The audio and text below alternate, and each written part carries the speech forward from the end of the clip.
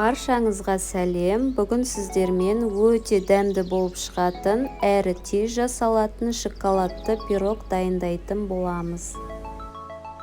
Алдымен менің каналыма тіркелуді ұмытпаңыздар.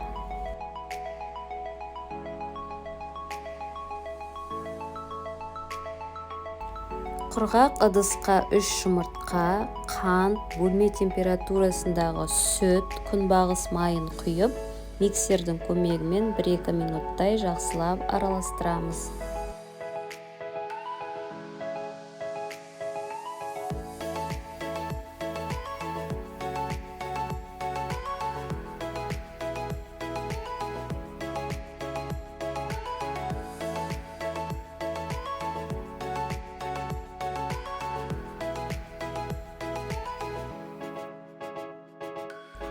Енді ұнымыздың үстіне какао, 1,5 қасық разрыхитель салып, араластырып, қоспаларымызды біріктіріп, жақсылап миксерлеп аламыз. Ұнымыздың барлығын бірден салмаймыз, 2 бөлікке бөліп салатын боламыз.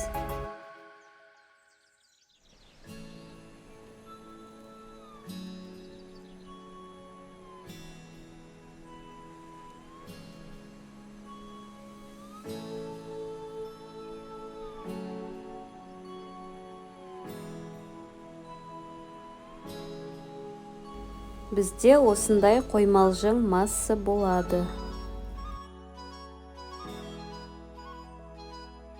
Біздің массамыз дайын болды. Енді формамызға құямыз.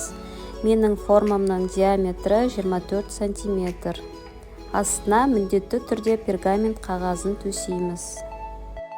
Қызып тұрған 180 градус пеште 40 минуттай пісіріп аламыз. Осымен біздің пирогымыз дайын болды. Бөлме температурасында суытып, формасынан аламыз. Бетін сахарная пудрамен немесе шоколад құйып, әрлесеңіздер де болады. Міндетті түрде дайындап көріңіздер, өте дәмді болып шығады. Менің басқа да рецепттерімді көру үшін каналға тіркелуді ұмытпаңыздар. Ас болсын!